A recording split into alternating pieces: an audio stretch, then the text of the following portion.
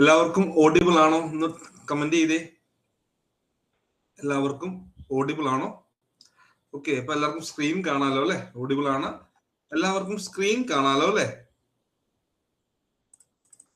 Okay, അപ്പൊ സ്ക്രീനും കാണാം. Okay, thank you. അപ്പൊ നമ്മള് ഇന്ന് ക്ലാസ്സിൽ നമ്മൾ ഫോറിൻ കോർപ്പറേഷൻ സ്റ്റാർട്ട് ചെയ്ത് വെക്കാൻ പോകുന്നു കേട്ടോ. നമ്മൾ ഇന്ന് മുതൽ ഫോറിൻ കോർപ്പറേഷൻ തുടങ്ങി വെക്കുകയാണ്. കുട്ടികളൊക്കെ വന്നുകൊണ്ടിരിക്കുന്നു, അതാണ് ഞാൻ സ്റ്റാർട്ട് ചെയ്യാൻ നിന്ന് ലേറ്റ് ആയത് ആൾക്കാരെ. ഓക്കെ, നമുക്കിനി ക്ലാസ്സിലേക്ക് പോകാം. അപ്പൊ ഞാൻ പറഞ്ഞു നിങ്ങളോട്, നമ്മൾ കഴിഞ്ഞ ദിവസം ഡിസ്കസ് ചെയ്തു കോപ്പറേറ്റീവ് മൂവ്മെന്റ് ഏത് രാജ്യത്താണ് രൂപീകൃതമായത്, എന്തുകൊണ്ടാണ് രൂപീകൃതമായത്, ആദ്യത്തെ സംഘം ഏത്, അതുപോലെ തന്നെ ആദ്യത്തെ സക്സസ്ഫുൾ ആയ സംഘം ഏത്, ആദ്യത്തെ സഹകരണ നിയമം ഏത് ഒക്കെ ഓർക്കുന്നുണ്ടെന്ന് വിചാരിക്കും. ഇതൊക്കെ നിങ്ങൾ പഠിച്ചതാണ്. ഞാൻ കഴിഞ്ഞ ദിവസം നമ്മളൊരു ഇൻട്രഡക്ഷൻ ക്ലാസ്സിൽ ഇക്കാര്യങ്ങളൊക്കെ നമ്മൾ ചർച്ച ചെയ്തതുമാണ്.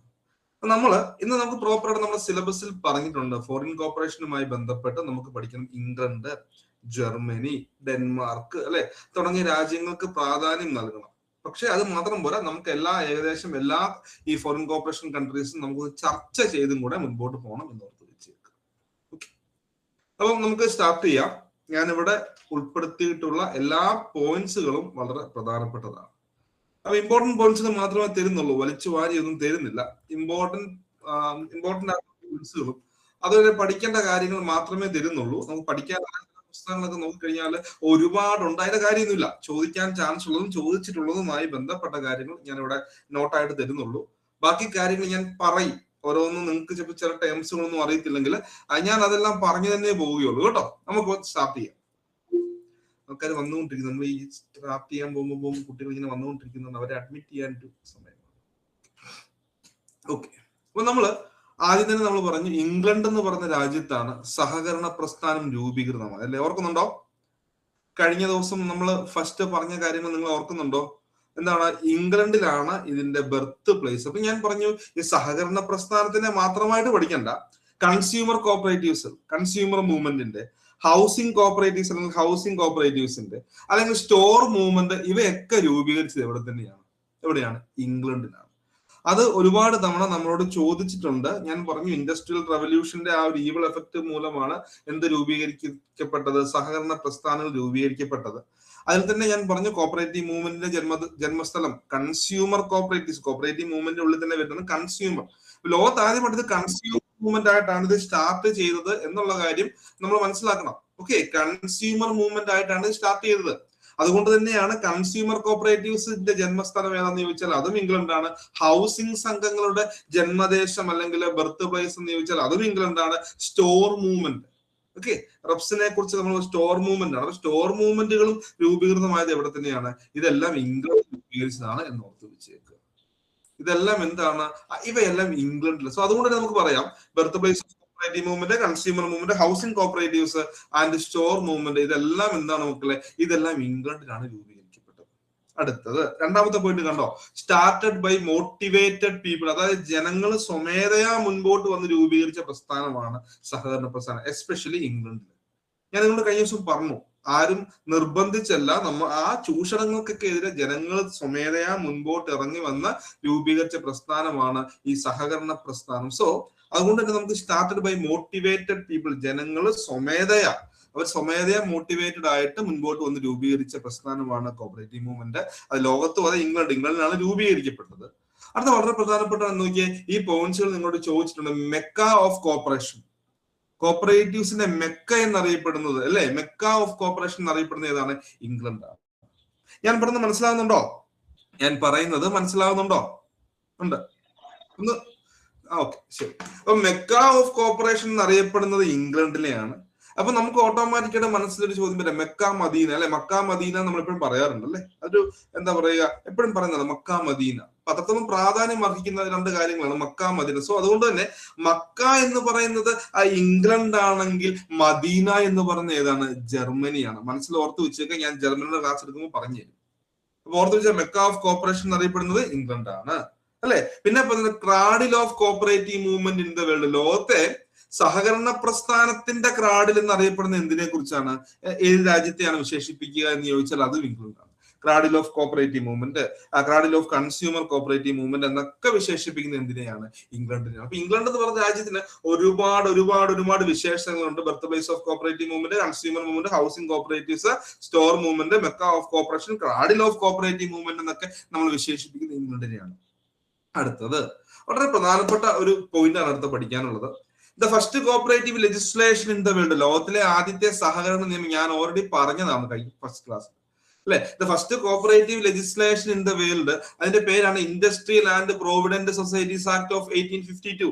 1852 industrial and provident societies act ആണ് ലോകത്തിലെ ആദ്യത്തെ സഹകരണ നിയമം അല്ലെ, സഹകരണവുമായി ബന്ധപ്പെട്ട നിയമ സംഹിത എന്ന് പറയാം. അപ്പൊ അത് PYQ ആണ്. സോ ഞാൻ എന്റെ ബ്രാക്കറ്റിൽ അമെൻഡഡ് ഇൻ 1862 എന്ന് പറഞ്ഞിട്ടുണ്ട്, കാണുന്നുണ്ട് വിചാരിക്കുന്നു. കാരണം ഒരു തവണ ചോദിച്ചിരുന്നു അല്ലെ, ഒരു തവണ ചോദിച്ചിട്ടുണ്ടായിരുന്നു. എന്താണ് ഇൻഡസ്ട്രി ആൻഡ് പ്രോവിഡന്റ് സൊസൈറ്റീസിന്റെ ആക്ട്, അതിന്റെ വർഷം 1862 ഒരു പരീക്ഷയ്ക്ക് അങ്ങനെയാ. 52 അവർ ഓപ്ഷനിൽ തന്നില്ല, 62 അവർ ഓപ്ഷനിൽ തന്നത്. അപ്പൊ അതിന്റെ റീസൺ ആയിട്ട് അവർ പറഞ്ഞ കാര്യങ്ങൾ മറ്റൊന്നുമല്ല, അമെൻഡ് ചെയ്യപ്പെട്ടു. 1862 എന്ത് സംഭവിച്ചു? ഇത് അമെൻഡ് ചെയ്യപ്പെട്ടു എന്ന് ഓർത്ത് വെച്ചേക്ക്. ക്ലിയർ അല്ലേ? അപ്പൊ അതുകൊണ്ട് തന്നെ ഈ 2 വർഷവും നിങ്ങൾ പ്രാധാന്യം കൊടുത്ത് തന്നെ പഠിക്കണം. എന്താണ് 82 നിങ്ങൾ പ്രാധാന്യം കൊടുത്ത് പഠിക്കണം. അതോടൊപ്പം തന്നെ എന്താണ് 52 പ്രാധാന്യം കൊടുക്കണം. അതുകൊണ്ട് തന്നെ 62 നിങ്ങൾ പ്രാധാന്യം കൊടുക്കണം. 62 പ്രാധാന്യം എന്ന് പറഞ്ഞാൽ അത് അമെൻഡ് ചെയ്തു, ഭേദഗതി ചെയ്തു കേട്ടോ. 1852 രൂപീകരിച്ച അല്ലെങ്കിൽ എന്താ പറയുക കൊണ്ടുവന്ന നിയമത്തില് അല്ലെ, അവിടെ അമെൻഡ് ചെയ്തു 1862 നോർത്ത് വെച്ചേക്കുക. പിന്നെ നമ്മൾ ഒന്നുകൂടെ മനസ്സിലാക്കണം, എന്തുകൊണ്ടാണ് സഹകരണ നിയമം, ലോകത്ത് ആദ്യമായിട്ട് സഹകരണ നിയമം industrial and provident societies act ആണ്. അപ്പൊ എന്തുകൊണ്ടാണ് ഈ നിയമം വന്നതെന്നൊരു ചോദ്യം ചോദിച്ചിട്ടുണ്ട്. ക്ലിയർ ആകുന്നുണ്ടോ?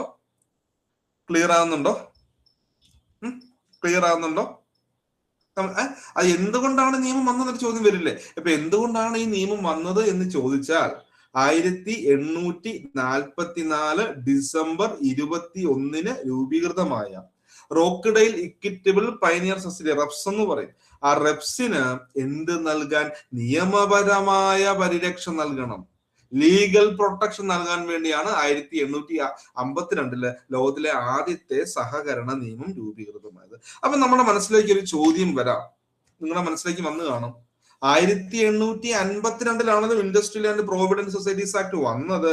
അതിന് മുൻപ് വരെ അപ്പൊ ഏത് നിയമത്തിലായിരിക്കാം ഈ സംഘങ്ങൾ പ്രവർത്തിച്ചത്? റെപ്സ് ആയിക്കോട്ടെ, ഇവരൊക്കെ ഏത് നിയമത്തിലായിരിക്കാം പ്രവർത്തിച്ചത്? എന്തെന്നേ ആരെങ്കിലും ഒന്ന് കമന്റ് ചെയ്യാമോ? അത് നമുക്ക് ഓൾറെഡി നമുക്ക് പഠിക്കാനുണ്ട്, നമ്മുടെ സിലബസിൽ അവർ ചെറുതായിട്ട് പറയുന്നുണ്ട്. പോയിന്റ് മനസ്സിലാക്കി വെച്ചാൽ മതി. പറഞ്ഞേ, ഏത് നിയമത്തിന്റെ അണ്ടറിലായിരിക്കും? ഇതിനു മുൻപ് ഫ്രണ്ട്ലി സൊസൈറ്റീസ് ആക്ട് ആയിരുന്നു. എന്താണ് മക്കളെ? എന്താണ് ആ ഫ്രണ്ട്ലി സൊസൈറ്റീസ് ആക്ട് എന്ന് ഓർത്ത് വെച്ചേക്ക്. Friendly societies act. അപ്പൊ ഫ്രണ്ട്ലി സൊസൈറ്റീസ് ആക്ട് 1793 വരുന്നത്. പിന്നെ അമെൻഡ്മെന്റുകളും കാര്യങ്ങളൊക്കെ വരുന്നുണ്ട്. അപ്പൊ അതിന് മുൻപായിട്ട് ഫ്രണ്ട്ലി സൊസൈറ്റീസ് ആക്ട് എന്താണ്, അല്ലെങ്കിൽ ഫ്രണ്ട്ലി സൊസൈറ്റീസ് എന്താണെന്ന് നമുക്ക് അറിയണ്ടോ? അറിയണ്ട. ഫ്രണ്ട്ലി സൊസൈറ്റീസ് ആക്ടും കോപ്പറേറ്റീവ് സൊസൈറ്റി അല്ലെങ്കിൽ നമ്മൾ പറഞ്ഞിട്ടുള്ള എന്താണ് industrial and provident societies act സഹകരണ നിയമമാണ്. അവ തമ്മിൽ വ്യത്യാസമുണ്ട്. അപ്പൊ ഫ്രണ്ട്ലി സൊസൈറ്റീസ് ആക്ടിന്റെ അണ്ടറിൽ രജിസ്റ്റർ ചെയ്തത് ഫ്രണ്ട്ലി സൊസൈറ്റീസ് ആണ്. ഓക്കെ, ഇപ്പൊ എന്താണ് ഫ്രണ്ട്ലി സൊസൈറ്റി എന്നറിയണം അല്ലെ? ശരിയല്ലേ? എന്താണ് ഫ്രണ്ട്ലി സൊസൈറ്റി എന്ന് അറിയണ്ടോ? അറിയണം. ഫ്രണ്ട്ലി സൊസൈറ്റി എന്ന് പറഞ്ഞാൽ നമ്മൾ ആദ്യം മനസ്സിലാക്കണം, കോപ്പറേറ്റീവ് സൊസൈറ്റി അല്ല. ചിലർ പറയും സാറേ കോപ്പറേറ്റീവ് സൊസൈറ്റീസിന്റെ ഒരു മോഡൽ അല്ലേ എന്ന് വേണമെങ്കിൽ പറയാമെങ്കിലും ആക്ച്വലി അതെന്തല്ല, അത് കോപ്പറേറ്റീവ് സൊസൈറ്റീസ് അല്ല എന്ന് ഓർത്തു വെച്ചേക്കും. വളരെ പ്രധാനപ്പെട്ടതാണ്. ഫ്രണ്ട്ലി സൊസൈറ്റീസ് ഒരിക്കലും എന്തല്ല, കോപ്പറേറ്റീവ് സൊസൈറ്റി അല്ല എന്ന് ഓർത്ത് വെച്ചേക്കുക. അപ്പോൾ അവരവിടെ നടത്തിയിരുന്ന കാര്യങ്ങൾ എന്തായിരുന്നു? ഈ ഫ്രണ്ട്ലി സൊസൈറ്റിക്കാർ ചെയ്തത് എന്തായിരുന്നു? ആ ഫ്രണ്ട്ലി സൊസൈറ്റി എന്ന് പറഞ്ഞാൽ വളരെ വിശദമായി മനസ്സിലാക്കണം. അവിടെ ഈ ജനങ്ങൾ നമ്മൾ പറഞ്ഞ ഫിലാന്ത്രോപിസ്റ്റ് എന്ന് പറഞ്ഞാൽ, അതായത് മനുഷ്യ സ്നേഹികൾ എന്നൊക്കെ വേണമെങ്കിൽ പറയാം അല്ലെ. ആ മനുഷ്യ സ്നേഹികളായ ജനങ്ങള് അല്ലെങ്കിൽ വ്യക്തികൾ വോളണ്ടറി എന്താ പറയുക ഒരുമിച്ച് ചേർന്നുകൊണ്ട് അവരുടെ ഫ്രണ്ട്ലി സൊസൈറ്റി രൂപീകരിക്കുന്നു. ആ ഫ്രണ്ട്ലി സൊസൈറ്റി എന്തിനു വേണ്ടിയാന്ന് ചോദിച്ചാൽ, അവര് ഈ മാനുഫാക്ചേഴ്സിന്റെ കയ്യിൽ നിന്ന് എന്ത് ചെയ്യും, ഈ ജനങ്ങൾക്ക് ആവശ്യമുള്ള ബേസിക് നീഡ്സിന് ആവശ്യമായിട്ടുള്ള അല്ലെങ്കിൽ അവർക്ക് ബേസിക് ആയിട്ട് എന്തൊക്കെയാണ് ആവശ്യമുള്ളത് ആ കാര്യങ്ങളൊക്കെ, അല്ലെങ്കിൽ ഫോർ ഒരു എക്സാമ്പിൾ ആയിട്ട് പറയുകയാണെങ്കിൽ ഇപ്പൊ നമുക്കറിയാം വസ്ത്രം നമ്മളെ സംബന്ധിച്ചിടത്തോളം നമ്മൾ ഏറ്റവും എന്താണ് പറയുക ബേസിക് ആയിട്ടുള്ള നീഡാണ്.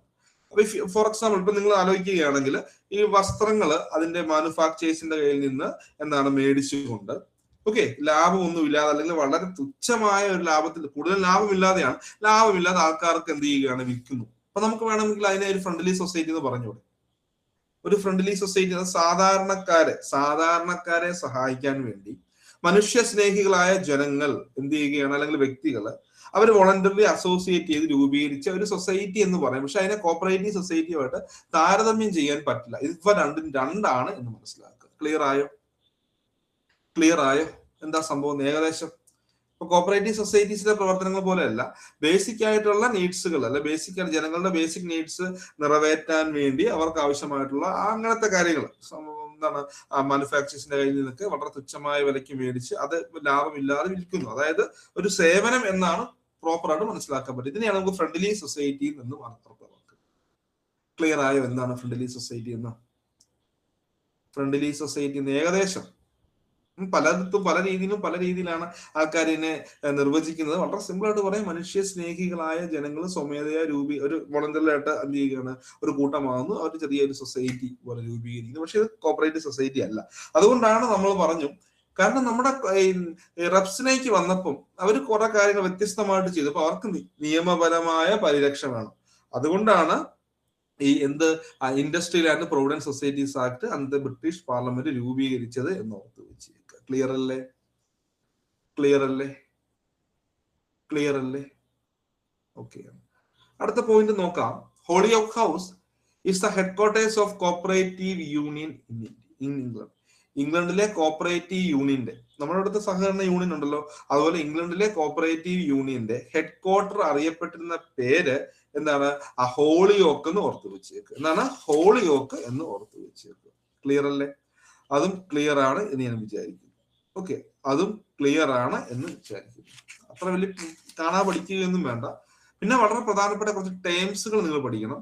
Terms associated with English cooperatives അല്ലെങ്കിൽ ഇംഗ്ലീഷ് കോർപ്പറേഷനുമായി ബന്ധപ്പെട്ട ചില ടേംസുകൾ ഒന്നുമില്ല, ജസ്റ്റ് ഒന്ന് വായിച്ചിട്ട് പോയാൽ മതി. ഇപ്പൊ cooperative party, cooperative review, cooperative commonwealth, corn laws, women's guild തുടങ്ങിയ കുറെ ടേംസുകളൊക്കെ ഉണ്ട്. ഓക്കെ, വിമൻസ് ഗിൽഡ് എന്നൊക്കെ പറഞ്ഞാൽ എന്താണ്? നമ്മുടെ സ്ത്രീകളുടെ ഉന്നമനത്തിന് വേണ്ടി രൂപീകരിച്ച സംഘടന അല്ലെങ്കിൽ സംഘം എന്നൊക്കെയാണ് ഇതിനെക്കുറിച്ച് വിശേഷിപ്പിക്കുക കേട്ടോ. 1883 അത് നിങ്ങളോട് ചോദിക്കില്ല, നമുക്ക് ആവശ്യമുള്ളത് മാത്രം ഈ പേര് മാത്രം ജസ്റ്റ് ഒന്ന് ഓർത്ത് വെക്കുക കേട്ടോ. അല്ലാതെ നമ്മള് കാണാതെ ഒന്നും പഠിക്കണ്ട. അതുകൊണ്ടാണ് ഞാൻ അത് കാര്യമായിട്ട് അതിനെക്കുറിച്ച് ഇപ്പൊ കോപ്പറേറ്റീവ് പാർട്ടിയെ കുറിച്ചോ കോപ്പറേറ്റീവ് റിവ്യൂവിനെ കുറിച്ചോ കോപ്പറേറ്റീവ് കോമൺവെൽത്തിനെ കുറിച്ച് പഠിക്കാനുള്ളത് അത് ഞാൻ പഠിപ്പിക്കും. കോൺലോസ്, വിമൻസ് ഗിൽഡ് തുടങ്ങിയ കാര്യങ്ങളെ കുറിച്ച് അധികം അങ്ങനെ എന്താണ് ചോദിച്ചിട്ടില്ല, ചോദിക്കുകയുമില്ല കേട്ടോ. ചോദിക്കുകയില്ല. അങ്ങനത്തെ ക്വസ്റ്റ്യൻ അവിടെ ഒരിക്കലും വരില്ല. ഓക്കെ, പക്ഷെ നമ്മൾ ടേം ഒന്ന് കേട്ടിരിക്കുക. ഇപ്പൊ നാളെ ചോദിക്കുകയാണ്, പണ്ട് കാലത്തൊക്കെ 2019-18 കാലഘട്ടത്തിലൊക്കെ ചോദിച്ച ക്വസ്റ്റ്യൻസ് ആണ് കോപ്പറേറ്റീവ് പാർട്ടി ഏത് രാജ്യവുമായി ബന്ധപ്പെട്ടതാണ്, കോൺ ലോസ്, വിമൻസ് ഗിൽഡ്, അങ്ങനെയൊക്കെ ഉള്ളൂ. ഇപ്പോഴത്തെ ക്വസ്റ്റ്യൻസിന്റെ നിലവാരം വെച്ച് അങ്ങനെ ചോദിക്കാൻ ചാൻസ് ഇല്ല. പക്ഷെ ഞാൻ അങ്ങ് ജസ്റ്റ് പറഞ്ഞതേ ഉള്ളൂ. പിന്നെ ബ്രാഞ്ച് ബാങ്കിങ്, ട്രേഡ് യൂണിയന്, ഫ്രണ്ട്ലി സൊസൈറ്റി ഒക്കെ രൂപീകരിച്ചത് ഇംഗ്ലണ്ടിലാണ്. Rationing of credit was first tried in England. അത് ബാങ്കിങ്, അത് ഈ ക്വാളിറ്റേറ്റീവ് മെത്തേഡാണ്. ക്രെഡിറ്റ് കൺട്രോളിന്റെ മെത്തേഡൊക്കെയാണ് റേഷനിങ് ഓഫ് ക്രെഡിറ്റ് ബാങ്കിൽ വരുന്നതാണ്. പിന്നെ ഏറ്റവും പ്രധാനപ്പെട്ട നമ്മൾ മനസ്സിലാക്കേണ്ടത് ഇത് വേണം നമ്മൾ പഠിച്ചിരിക്കുക. ഓക്കെ, ഇംഗ്ലണ്ടിലെ 1840 കാലഘട്ടം 1840s was known as period of hungry 40s എന്നാണ് വിശേഷിപ്പിക്കുന്നത്. അത് വേണമെങ്കിൽ ജസ്റ്റ് ഒന്ന് ഓർത്ത് വെച്ചേക്കുക. Okay, branch banking India, England, നിങ്ങൾക്ക് ബാങ്കിങ് വരും. ഞാൻ ജസ്റ്റ് ഇവിടെ അടിച്ചിട്ടുള്ളതേ ഉള്ളൂ. ട്രേഡ് യൂണിയന്, ഫ്രണ്ട്ലി സൊസൈറ്റിയൊക്കെ ആദ്യം എന്താണ് ഇംഗ്ലണ്ടിലാണ് രൂപീകരിക്കുന്നത്. അപ്പൊ ഫ്രണ്ട്ലി സൊസൈറ്റി എന്ന് പറഞ്ഞ് ഞാൻ പറഞ്ഞു അല്ലെ, മനുഷ്യ സ്നേഹികളായ ആൾക്കാർ, ഫിലാന്ത്രോപിസ്റ്റ് സ്റ്റാർട്ട് ചെയ്യുന്നതാണ് വിശേഷിപ്പിക്കുന്നത്. അത് ഓരോ രാജ്യങ്ങളിലും ഉണ്ട്. ഇപ്പൊ ഇംഗ്ലണ്ടിലുള്ളതിനാണ് നമുക്ക് എന്താണ് ബ്രിട്ടീഷ് ഫ്രണ്ട്ലി സൊസൈറ്റീസ് ആക്ട് എന്ന് വിശേഷിപ്പിക്കുക. അത് പല രാജ്യങ്ങളിലും ഫ്രണ്ട്ലി സൊസൈറ്റീസ് ഉണ്ടായിരുന്നു എന്ന് ഓർത്ത് വെച്ചേക്കും. ഓക്കെ, അപ്പൊ ഇത്രയാണ് ഇംഗ്ലണ്ടുമായി ബന്ധപ്പെട്ട വിശേഷണങ്ങള്. വേറെ ചോദിക്കില്ല, നമുക്ക് അത്രയും സാധാരണയായിട്ട് ഇവിടെ ചോദിക്കുന്ന നിലവിൽ ചോദിച്ചിരുന്ന ക്വസ്റ്റ്യൻ എന്ന് പറഞ്ഞാൽ ആദ്യത്തെ നിയമം ചോദിച്ചു. ലേറ്റസ്റ്റ് ആയിട്ട് ചോദിച്ചു കഴിഞ്ഞാൽ ലേറ്റസ്റ്റ് ആയിട്ട് വന്ന ക്വസ്റ്റ്യൻസിൽ നമുക്ക് ഏറ്റവും കൂടുതൽ പ്രാധാന്യം നൽകി പഠിക്കേണ്ടത് ഈ ഒരു സംഭവമാണ്. അത് ഞാൻ ഓൾറെഡി ഇന്നലെ നിങ്ങളെ പഠിപ്പിച്ചിരുന്നു, എങ്കിലും ഞാനത് പറയുകയാണ്. ഇത് വേണമെങ്കിൽ നമ്മളോട് ചോദിക്കാം കേട്ടോ. ക്ലിയർ അല്ലേ മക്കളെ?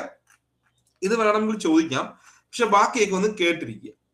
ഓക്കെ, ബാക്കിയൊക്കെ ഒന്ന് കേട്ടിരിക്കുക. ക്ലിയർ അല്ലേ? നോട്ട് തരാം, ക്ലാസ് കഴിയുമ്പോഴേ ഈ നോട്ട് നിങ്ങളുടെ ഗ്രൂപ്പിലേക്ക് പ്രസന്റ് ചെയ്തോളൂ.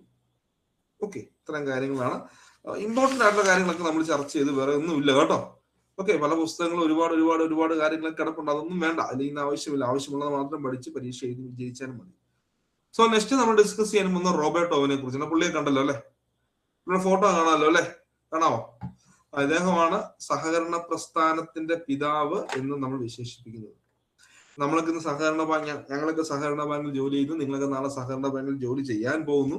നമുക്കൊക്കെ ഇങ്ങനെ ഒരു ജോലി കിട്ടാൻ ഇടയായത് ഇദ്ദേഹമാണെന്നാണ് വിശേഷിപ്പിക്കുന്നത് അല്ലെ. ഇദ്ദേഹമാണ് ഈ ഒരു ഐഡിയോളജിയുടെ പിതാവ്. ഇദ്ദേഹമാണ് ഈ ഒരു ഐഡിയോളജിയുടെ പിതാവ് എന്ന് ഓർത്ത് വെച്ചിരിക്കുക. ഇതാണ് റോബർട്ട് ഓവൻ. ഓക്കെ, ഒന്നൊക്കെ റോബർട്ട് ഓവൻ, അദ്ദേഹത്തിന്റെ കാലഘട്ടം 1771 മുതൽ 1858 വരെ. ഓക്കെ, കാലഘട്ടം ഒന്നും ഇപ്പോൾ ചോദിക്കാറില്ല, ചോദിക്കുന്ന കാര്യങ്ങൾ ഞാൻ നിങ്ങളെ പറഞ്ഞു തരാം. സോ അദ്ദേഹത്തിന്റെ കാലഘട്ടം ജസ്റ്റ് ഒന്ന് ഓർത്തിരിക്കുക കേട്ടോ. 71 മുതൽ 1858 വരെ എന്ന് ഓർത്ത് വെച്ചേക്കുക. അദ്ദേഹം 14/5/1771 ഇംഗ്ലണ്ടിലെ ന്യൂട്ടൺ എന്ന് പറഞ്ഞ സ്ഥലത്താണ് അദ്ദേഹം ജനിച്ചതെന്ന് ഓർത്ത് വെച്ചേക്കുക കേട്ടോ. ഓക്കെ, എവിടെയാണ്? ന്യൂട്ടൺ, ഇംഗ്ലണ്ടിലെ ന്യൂട്ടൺ എന്ന് പറഞ്ഞ സ്ഥലത്താണ് അദ്ദേഹം ജനിച്ചത് എന്ന് ഓർത്ത് വെച്ചേക്കുക. അദ്ദേഹത്തെ നമ്മൾ എന്തായിട്ടാണ് കണക്കാക്കുക നോക്കിയേ? Owen considered to be the father and founder of cooperative movement in the world. Father and founder, ഈ ലോകത്ത് തന്നെ എന്തിനെ കുറിച്ചാണ് പറയുക? അതായത് വിശേഷിപ്പിക്കുന്ന father and founder of cooperative movement in the world. നമ്മുടെ ലോകത്തെ സഹകരണ പ്രസ്ഥാനത്തിന്റെ പിതാവെന്നും അല്ലെങ്കിൽ അതിന്റെ ഫൗണ്ടർ എന്നും വിശേഷിപ്പിക്കുന്ന ആരെയാണ്? റോബർട്ട് ഓവനെയാണ്. ഓക്കെ, ഇദ്ദേഹത്തെ കുറിച്ച് അറിയത്തില്ലാത്തവരാരും കാണില്ല. കാരണം നിങ്ങൾ ഒന്നെങ്കിൽ ബികോം കോർപ്പറേഷൻ അല്ലെങ്കിൽ JDC HDC ആ യോഗ്യത കഴിഞ്ഞ കുട്ടികളാണ്. നിങ്ങൾ ഇദ്ദേഹത്തെ കുറിച്ച് കേൾക്കാതിരിക്കാൻ ഇടയില്ല, കേട്ടിട്ടുണ്ടാവും. പക്ഷെ നിങ്ങൾ ജസ്റ്റ് ഓർത്തിച്ച father and founder of cooperative movement in the world എന്ന് വിശേഷിപ്പിക്കുന്ന ആരെയാണ്? റോബർട്ട് ഓവനെയാണ് അല്ലെ. അദ്ദേഹത്തെ എന്നും കൂടെ വിശേഷിപ്പിക്കാം also known as the father of labour welfare activities. Okay, modern socialism, personnel management എന്നൊക്കെ ഇദ്ദേഹത്തെ വിശേഷിപ്പിക്കാറുണ്ട്. കാരണം എന്തുകൊണ്ടാണ് ഇദ്ദേഹത്തെ ലേബർ, ഇവിടെ ഏറ്റവും പ്രധാനപ്പെട്ട ആ ടൈം ഇതാണ്, labour welfare activities. Labour welfare ആക്ടിവിറ്റീസിന്റെ പിതാവെന്ന് വിശേഷിപ്പിക്കാൻ കാരണം എന്താണോ? എന്തായിരിക്കും? ആരെങ്കിലും ഒന്ന് കമന്റ് ചെയ്തേ. ലേബർ വെൽഫെയർ ആക്ടിവിറ്റീസിന്റെ പിതാവെന്ന് വിശേഷിപ്പിക്കാനുള്ള കാരണം എന്തായിരിക്കും? അതായത് അവിടുത്തെ തൊഴിലാളികൾക്ക്, തൊഴിലാളികൾക്ക് അദ്ദേഹം ഒരുപാട് അവരുടെ ഉന്നമനം ലക്ഷ്യം വെച്ചുകൊണ്ട് അതായത് തൊഴിലാളികൾക്ക് വേണ്ടി ഒരുപാട് നല്ല നല്ല കാര്യങ്ങൾ ചെയ്ത വ്യക്തിയാണ് റോബർട്ട് ഓവൻ. അതുകൊണ്ടാണ് എന്താണ് father of labour welfare activities എന്ന് നമ്മൾ അതിനെ വിശേഷിപ്പിക്കുന്നത്. കാരണം അദ്ദേഹം കൊണ്ടുവന്നൊരു, നമുക്കറിയാം ഒരു ദിവസം എത്ര മണിക്കൂറാണ്? ഒരു ദിവസം എത്ര മണിക്കൂറാണ്? ആരും മിണ്ടുന്നില്ലല്ലോ. 24 മണിക്കൂർ. ഇദ്ദേഹം പറഞ്ഞതെന്നറിയോ? ഇദ്ദേഹം നല്ല ഐഡിയോളജി, അതൊക്കെ പൊട്ടിപ്പോയി കേട്ടോ. അതൊന്നും വിജയിച്ചില്ലെന്ന് മാത്രമല്ല, അതൊക്കെ കൊണ്ടുവന്ന ഉടനെ തന്നെ അതൊക്കെ പരാജയപ്പെട്ടു. ഓക്കെ, പെട്ടെന്ന് പരാജയപ്പെട്ട ഒരു ഐഡിയോളജി ആയിരുന്നു എന്ന് പറയുക. അദ്ദേഹം പറയണം നമുക്കൊരു ദിവസം 24 മണിക്കൂറുണ്ട്, അതിൽ 8 മണിക്കൂർ മതി ജോലി. ഓക്കെ, അദ്ദേഹം പറയണം നമുക്ക് 8 മണിക്കൂർ മതി ജോലി. 8 മണിക്കൂർ പിന്നെ എന്ത് വേണം? 8 മണിക്കൂർ ജോലിയാണെങ്കിൽ അദ്ദേഹം പറയാണ് 8 മണിക്കൂർ നമുക്ക് വിശ്രമം. ശരിയല്ലേടോ? 8 മണിക്കൂർ ജോലി, 8 മണിക്കൂർ വിശ്രമം. പിന്നെ അദ്ദേഹം പറയാണ് 8 മണിക്കൂർ റിക്രിയേഷന് വേണ്ടി മാറ്റി വെക്കണം. അത് ഉല്ലാസം, നല്ല കാര്യമല്ലേ? 8 മണിക്കൂർ ജോലി, 8 മണിക്കൂർ വിശ്രമം, 8 മണിക്കൂർ ഉല്ലാസം, അല്ലെങ്കിൽ ഇംഗ്ലീഷിൽ നമുക്ക് റീക്രിയേഷൻ എന്ന് പറയാം. 8 hours of work, 8 hours of rest and 8 hours of recreation. നല്ലൊരു ഐഡിയോളജി ആയിരുന്നു. പക്ഷെ ഇന്നത്തെ കാലത്ത് പോലും പ്രൈവറ്റ് കമ്പനിയിലിട്ട് നമ്മളെ നല്ല രീതിയിൽ പണിയെടുപ്പിക്കാറില്ലേ? ഉണ്ടോ? ഇന്നത്തെ കാലത്ത് പോലും നമ്മളെ പ്രൈവറ്റ് കമ്പനിയിൽ ജോലി ചെയ്തവർക്ക് അറിയാം മിനിമം 10 മണിക്കൂറൊക്കെയാണ് ജോലി. 8 തൊട്ട് ചിലപ്പോൾ 6 മണി വരെ ആയിരിക്കാം, അല്ലെങ്കിൽ 10 തൊട്ട് 7, നല്ല രീതിയിൽ പണിയെടുപ്പിക്കുന്നുണ്ട്. അപ്പം ഇന്നത്തെ കാലത്ത് പോലും നമുക്ക് അങ്ങനത്തെ സാഹചര്യങ്ങൾ വളരെ കുറവാണെങ്കിൽ അന്നത്തെ കാലത്ത് പറയേണ്ട കാര്യമില്ലല്ലോ അല്ലെ മക്കളെ? അന്നത്തെ കാലത്ത് പറയേണ്ട കാര്യമുണ്ടോ? ഇല്ല. അപ്പൊ അതുകൊണ്ട് തന്നെ അദ്ദേഹത്തിന്റെ ഐഡിയോളജീസ് നല്ലതായിരുന്നു. പക്ഷെ അതൊന്നും അത്ര എന്താ പറയാ പ്രാവർത്തികമാക്കാൻ ബുദ്ധിമുട്ടായിരുന്നു. അതുകൊണ്ട് തന്നെയാണ് നമ്മൾ അദ്ദേഹത്തെ എന്തെന്ന് വിശേഷിപ്പിക്കുക? അദ്ദേഹത്തെ വിശേഷിപ്പിക്കും ഉട്ടോപ്യൻ സോഷ്യലിസ്റ്റ് എന്ന് വിശേഷിപ്പിക്കും. അപ്പൊ ഉട്ടോപ്യൻ സോഷ്യലിസ്റ്റ് ആ ഒരു ടൈം നിങ്ങൾ പഠിച്ചിട്ടുണ്ട്. ഉട്ടോപ്യൻ ചിന്താഗതി അല്ലെ? പഠിച്ചിട്ടുണ്ടോ? അത് കമന്റ് ചെയ്തേ. ആരും ഒന്നും മിണ്ടുന്നില്ലല്ലോ. ഉട്ടോപ്യൻ നമ്മൾ പഠിക്കാമല്ലോ. ഉട്ടോപ്യൻ ചിന്താഗതി ഓരോരുത്തരുടെ അവൻ ഉട്ടോപ്യൻ ചിന്താഗതിക്കാരനാണ്. ഇപ്പൊ എന്താണ് ഉട്ടോപ്യൻ സോഷ്യലിസ്റ്റ് അല്ലെങ്കിൽ ഉട്ടോപ്യൻ ചിന്താഗതി എന്ന് പറഞ്ഞാല് എന്തായിരിക്കും ഉട്ടോപ്യൻ സോഷ്യലിസ്റ്റ് അല്ലെങ്കിൽ ഉട്ടോപ്യൻ ചിന്താഗതി എന്ന് പറഞ്ഞാല് ആ പ്രവൃത്തി പദത്തിൽ കൊണ്ടുവരാൻ ബുദ്ധിമുട്ടുള്ള ഐഡിയാസിനെയാണ്. ഓക്കെ, പ്രവൃത്തി നല്ല ഐഡിയ ആയിരിക്കും, പക്ഷെ നമുക്ക് അതിനെ പ്രവൃത്തി പദത്തിൽ കൊണ്ടുവരുന്നത് തന്നെ നടക്കാത്ത മനോഹരമായ സ്വപ്നം. Very good. പ്രവൃത്തി പദത്തിൽ കൊണ്ടുവരാൻ ബുദ്ധിമുട്ടുള്ള ഐഡിയ ഉള്ള വ്യക്തി, ഫോർ എക്സാമ്പിൾ ഇപ്പൊ എനിക്ക് നല്ല ഐഡിയ ഉണ്ട്, അല്ലെങ്കിൽ ഹരിതയ്ക്ക് നല്ല ഐഡിയ ഉണ്ട്, പക്ഷെ അത് പ്രവൃത്തി പദത്തിൽ കൊണ്ടുവരാൻ പറ്റുന്നില്ലെങ്കിൽ എന്താണ് അതൊരു ഉട്ടോപ്യൻ ചിന്താഗതി എന്ന് ഓർത്ത് വെച്ചേക്കുക. ക്ലിയർ ആണ് എന്ന് വിചാരിക്കുന്നു. ക്ലിയർ ആണ് എന്ന് വിചാരിക്കുന്നു. ക്ലിയർ അല്ലേ? ക്ലിയർ അല്ലേ? കമന്റ് ചെയ്ത് ക്ലിയർ ആണ് എന്ന് വിചാരിക്കുന്നു. അടുത്താണ് labour exchange, labour note. Labour exchange, labour നോട്ടൊക്കെ അദ്ദേഹം കൊണ്ടുവന്ന ചില ഐഡിയോളജീസ് ആയിരുന്നു. അതിൽ ഈ ലേബർ നോട്ട് എന്ന് പറയാൻ എന്തായിരിക്കുള്ളൂ, അതൊരു വളരെ പ്രധാനപ്പെട്ട ഒരു ഐഡിയോളജിയാണ്. ലേബർ നോട്ട് എന്ന് പറഞ്ഞാൽ എന്താണ്? ലേബർ നോട്ട് എന്ന് പറഞ്ഞാൽ പറഞ്ഞു, ലേബർ നോട്ട് അതായത് അദ്ദേഹം അവിടെ കൊണ്ടുവന്ന ഐഡിയോളജി ആയിരുന്നു. ഒരു ഫോർ എക്സാമ്പിൾ ഒരു പ്രോഡക്റ്റിന്റെ വാല്യൂ എങ്ങനെയാണ്, അല്ലെങ്കിൽ ഒരു പ്രോഡക്റ്റിന്റെ വില എങ്ങനെയാണ് വാല്യൂ ചെയ്യുക, അദ്ദേഹം എന്താ കൊണ്ടുവന്നത്? അദ്ദേഹം പറയുന്നതാണ്, ഒരു പ്രോഡക്റ്റ് രൂപീകരിക്കാൻ, മേക്ക് ചെയ്യാൻ നമ്മൾ എത്രത്തോളം സമയം എടുക്കുന്നോ അതായിരിക്കും അതിന്റെ വാല്യൂ. ക്ലിയർ ആയോ? ക്ലിയർ ആയോ? ക്ലിയർ ആയോ? ഒരു പ്രോഡക്റ്റ്, ഇപ്പൊ ഞാനൊരു പാന്റ് ഉണ്ടാക്കാൻ എനിക്ക് ഏകദേശം 5 മണിക്കൂർ ഉണ്ടെങ്കിൽ അതായിരിക്കാം ആ അവർ, അല്ലെങ്കിൽ ആ എത്ര മണിക്കൂർ എടുക്കുന്നു, എത്ര ടൈം എടുക്കുന്നു, അതായിരിക്കും അതിന്റെ വാല്യൂ എന്നുള്ള രീതിയാണ് ഈ ലേബർ നോട്ട്സുകളെ കുറിച്ച് പറയുന്നത് കേട്ടോ. അത് ജസ്റ്റ് ഒന്ന് ഓർത്ത് വെച്ചേക്കുക. ഓക്കെ, ജസ്റ്റ് അത് ഒന്ന് ഓർത്ത് വെച്ചേക്കുക. പിന്നെ പറഞ്ഞ കോപ്പറേറ്റീവ് കോളനി അല്ലെ, വില്ലേജ് കമ്മ്യൂണിറ്റി എന്ന് പറയും, അല്ലെ community started by Robert Owen in 1826 is New Harmony at USA and Orbits എന്ന് ഓർത്ത് വെച്ചേക്കുക. ഓക്കെ, വളരെ പ്രധാനപ്പെട്ടതാണ്. US ഇന്ത്യാനയിൽ എന്ന് പറയും കേട്ടോ. 1826 അദ്ദേഹം ഒരു വില്ലേജ് കമ്മ്യൂണിറ്റി, അല്ലെങ്കിൽ എന്താ പറയുക, ഒരു ന്യൂ ഹാർമണി എന്ന് പറയുന്ന വില്ലേജ് ഒരു കമ്മ്യൂണിറ്റി അദ്ദേഹം രൂപീകരിച്ചു എന്ന് ഓർത്ത് വെച്ചേക്കുക.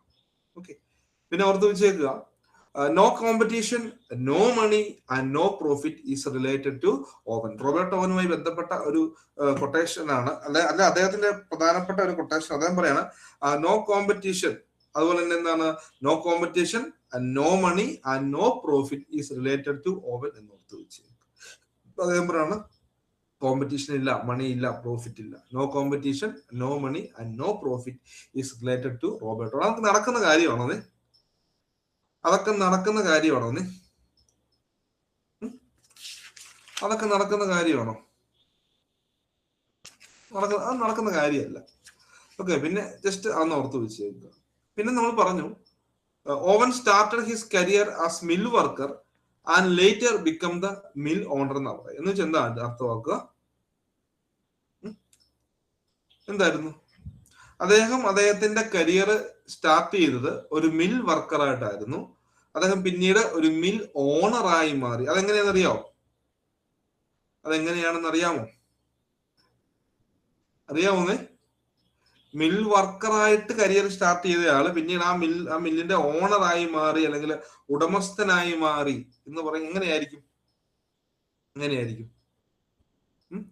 ആ മില്ലിലെ മുതലാളിയുടെ മകളെ അദ്ദേഹം പ്രണയിച്ച് വിവാഹം കഴിച്ചു കേട്ടോ. അത് തന്നെ.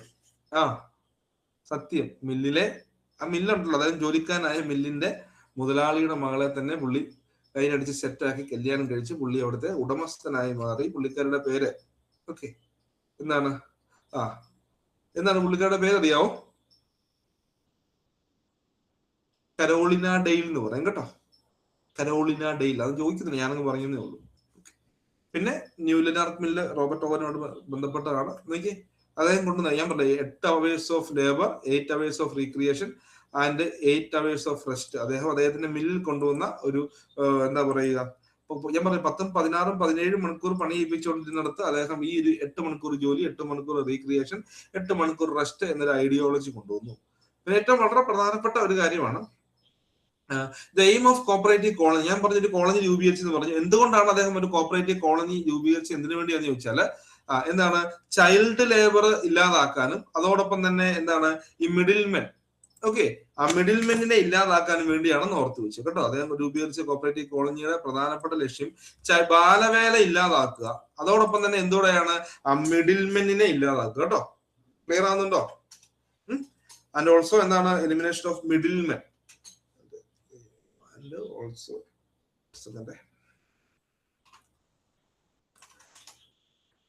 and also the elimination of the middlemen എന്ന് ഓർത്തു വെച്ചു. അത് ഓർത്തു വെച്ചു. പിന്നെ എപ്പോഴും ഓർത്തു വെച്ചേക്കുക എന്താണ് Robert Owens life has been described as life of rich promise and poor performance. അദ്ദേഹത്തിന് നല്ല പ്രോമിസ് അല്ലെ നല്ല നല്ല ഐഡിയോളജീസ് ഉണ്ടായിരുന്നു, അതുകൊണ്ടാണ് പറയുക അല്ലെ Robert Owens life has been described as life of rich promises and poor performance എന്ന് ഓർത്തു വെച്ചേക്കുക. പിന്നെ ഏറ്റവും വളരെ പ്രധാനപ്പെട്ട ഇത് ചോദിക്കില്ല, പക്ഷെ ഇത് നിങ്ങളോട് ചോദിക്കാം, എന്താണ് ഡോക്ട്രിൻ ഓഫ് സർക്കംസ്റ്റൻസസ്? എന്താണ് ഡോക്ട്രിൻ ഓഫ് സർക്കംസ്റ്റൻസസ് എന്ന് ചോദിക്കാൻ ചാൻസ് ഉണ്ട്. എന്താണെന്നറിയോ? മലയാളത്തിൽ നമ്മൾ പരിസരവാദ സിദ്ധാന്തം എന്ന് പറയും. എന്ത് പറയും? പരിസരവാദ സിദ്ധാന്തം എന്ന് മലയാളത്തിൽ വിശേഷിപ്പിക്കും. ഡോക്ട്രിൻ ഓഫ് സർക്കംസ്റ്റൻസസ്, പരിസരവാദ സിദ്ധാന്തം റോബർട്ട് ഓവനുമായി ബന്ധപ്പെട്ടതാണ്. ഇവിടെ വിശേഷിപ്പിക്കുന്നത് ഒരു വ്യക്തിയുടെ സ്വഭാവം നിർണയിക്കുന്നത് അവന്റെ ജനനമല്ല. ക്ലിയർ ആവുന്നുണ്ടോ? ക്ലിയർ എന്നാ? യെസ്. പറയുന്നത് ഇങ്ങനെ, man by birth is neither too good nor bad. ഒരു വ്യക്തിയുടെ ജനനമല്ല അവന്റെ സ്വഭാവത്തെ നിർണയിക്കുന്നത്. പിന്നെന്താ? അതായത് ഒരു വ്യക്തി നല്ലതാകുന്നതോ ചീത്തയാകുന്നു. നമ്മുടെ സ്വഭാവം നല്ല സ്വഭാവത്തിൽ നമുക്ക് വളർന്നു വരാം, അല്ലെങ്കിൽ ചീത്ത സ്വഭാവത്തിൽ നമുക്ക് വളർന്നു. ഇപ്പൊ നല്ല ഹൈ ക്ലാസ് വീട്ടിൽ ജനിച്ച ഒരാൾ വേണമെങ്കിൽ നശിച്ചു പോവാം, അല്ലെ വളരെ ലോ ക്ലാസ് വീട്ടിൽ ജനിച്ച ഒരാൾ നല്ല രീതിയിൽ വരാം, മിഡിൽ ക്ലാസ് ജനിച്ചവര് നല്ല രീതിയിൽ വരാം, ചീത്തയായിട്ട് വരാം. അതൊന്നുമല്ല, ജനനമല്ല. പക്ഷെ എന്താണ് അവൻ വളർന്നു വരുന്ന അവന്റെ സാഹചര്യം അല്ലെങ്കിൽ അവന്റെ പരിസരമാണ്. Man by birth is neither too good nor bad. It is the circumstances that make him good or bad. ഓർത്തു വെച്ചേക്കുക, ഒരു വ്യക്തിയുടെ ജനനമല്ല അവന്റെ സ്വഭാവത്തെ നിർണ്ണയിക്കുക. ചിലപ്പോൾ നല്ല ഹൈ ക്ലാസ് എന്താണ് ക്യാഷ് ഉള്ള വീട്ടിൽ ജനിച്ചെന്ന് വരാം, ചിലപ്പോൾ ലോ ക്യാഷ് എന്താണ് വലിയ സാഹചര്യം ഒന്നും ഇല്ലാത്ത വളരെ എന്താ പറയാ പോർ ആയിട്ടുള്ള ഫാമിലിയിൽ ജനിച്ചെന്ന് വരാം. പക്ഷെ അതൊന്നും അല്ല, അവന്റെ ജനനമല്ല. എന്താണ്? അവൻ വളർന്നു വന്ന സാഹചര്യമാണ്, അല്ലെങ്കിൽ അവന്റെ പരിസരമാണ് അവന്റെ സ്വഭാവത്തെ നിർണയിക്കുന്ന ഘടകമെന്നാണ് ഇവിടെ നമ്മുടെ റോബർട്ട് ഓവൻ കൊണ്ടുവന്ന ആ ഒരു തിയറി, ഡോക്ട്രിൻ ഓഫ് സർക്കംസ്റ്റൻസസ്. അതുകൊണ്ട് തന്നെ അദ്ദേഹം എന്തിനു ശ്രമിച്ചു? അതായത് അവരുടെ തൊഴിലാളികൾക്കും തൊഴിലാളികളുടെ മക്കൾക്കും കുട്ടികളൊക്കെ ഉണ്ടല്ലോ, അവർക്കൊക്കെ നല്ലൊരു സർക്കംസ്റ്റൻസ്, നല്ല സാഹചര്യത്തിൽ അവരെ വളരാൻ, അല്ലെങ്കിൽ നല്ല രീതിയിൽ എന്താണ് പറയുക, അവരുടെ വെൽഫെയറിന് വേണ്ടി അദ്ദേഹം പരിശ്രമിച്ചെന്ന് പറയുക. കുട്ടികൾക്ക് പഠിക്കാൻ സ്കൂളുകളും അതുപോലെ തന്നെ കുട്ടികൾക്ക് കളിക്കാൻ പാർക്കുകളും ഒക്കെ ഉണ്ടായിരുന്നു എന്നൊക്കെ പുസ്തകങ്ങൾ വിശേഷിപ്പിക്കുന്നുണ്ട്. ക്ലിയർ ആവുന്നുണ്ടോ? അപ്പൊ നല്ലൊരു സാഹചര്യം അവരുടെ തൊഴിലാളികൾക്കും തൊഴിലാളികളുടെ മക്കൾക്കും നല്ലൊരു സാഹചര്യം ഒരുക്കാൻ അദ്ദേഹം ശ്രമിച്ചിരുന്നു. പക്ഷെ ഫ്ലോപ്പ് ആയി പോയി, നടന്നില്ല കേട്ടോ. പക്ഷെ അതൊന്നും വിജയിച്ചു, അതൊക്കെ ഫ്ലോപ്പ് ആയി പോയി എന്ന് ഓർത്ത് വെച്ചേക്കുക. പിന്നെ അദ്ദേഹത്തിന്റെ publication the new view of A cooperative society, doctrine of circumstances, new moral world ഒക്കെ എന്താണ് റോബർട്ട് ഓവന്റെ പബ്ലിക്കേഷൻ ആണ്. ജസ്റ്റ് ഓർത്ത് വെച്ചേക്കുക. അങ്ങനെ കണ്ട് ചോദിച്ചിട്ടില്ല, ചോദിക്കുന്നത് ആ പാടെ ഇവിടെ ചോദിച്ചിട്ടുള്ള ഒരു ക്വസ്റ്റ്യൻ എന്ന് പറഞ്ഞാൽ ഏതാന്ന് ചോദിച്ചു കഴിഞ്ഞാൽ ഈ ഡോക്ട്രിൻ ഓഫ് സർക്കംസ്റ്റൻസസ് എന്താണ്? ഓക്കെ, അത് മനസ്സിലാക്കി വെച്ചേക്കുക. ക്ലിയർ ആണെന്ന് വിചാരിക്കുന്നു. പിന്നെ നിങ്ങളോട് സ്ഥിരം ചോദിക്കുന്ന രണ്ട് ചോദ്യങ്ങൾ ഞാനിവിടെ മാർക്ക് ചെയ്യാണ്. ഒന്നാമത്തെ, എന്താണ് quotation? Robert Owen did not invent corporation, but he was the inspiration behind it. അതായത് പറയാണ്, റോബർട്ട് ഓവൻ കോർപ്പറേഷൻ കണ്ടുപിടിച്ചിട്ടില്ല അദ്ദേഹം, പക്ഷെ എന്താണ്, but he was the inspiration behind it. അദ്ദേഹം അതിന്റെ പിന്നിലെ ഒരു ഇൻസ്പിറേഷൻ ആയിരുന്നു എന്ന് ആരാണ് പറഞ്ഞത്? ഇത് PYQമാണ്, സ്ഥിരം ചോദിക്കുന്ന ഒരു PYQമാണ്. ആരാണ് പറഞ്ഞത്? Robert Owen did not invent corporation. ഇപ്പൊ തന്നെ പഠിച്ചു പോവാ.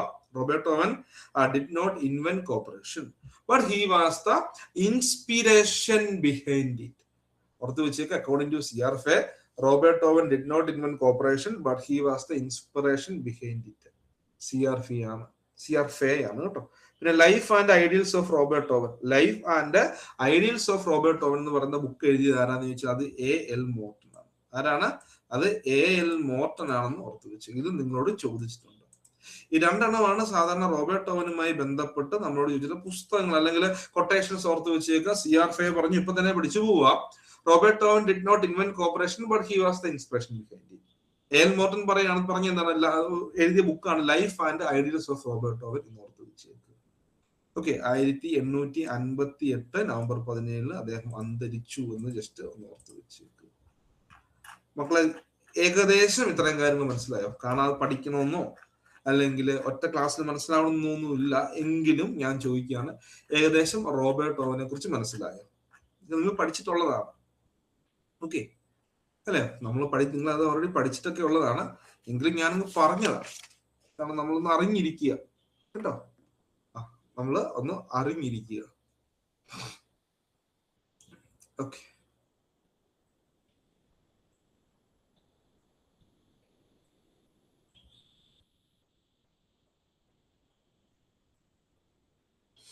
ഒരു മിനിറ്റ് എടുത്ത് ആലോചിച്ച്, 1 അല്ലെങ്കിൽ 2 മിനിറ്റ് കൊണ്ടൊന്ന് ആലോചിച്ച് ഇത്രയും നേരം പഠിപ്പിച്ചത് 1 അല്ലെങ്കിൽ 2 മിനിറ്റ് എടുത്ത് ആലോചിച്ചിട്ട് ഡൗട്ട്സുകൾ എന്തെങ്കിലും ഉണ്ടെങ്കിൽ ചോദിച്ചേ. ഒന്ന് ആലോചിക്കുക. 2 മിനിറ്റ്സ് സമയമൊക്കെ തരാം. 2 മിനിറ്റ് കൊണ്ടൊന്ന് ആലോചിച്ചിട്ട് ഡൗട്ട്സുകൾ ഉണ്ടെങ്കിൽ പറയുക.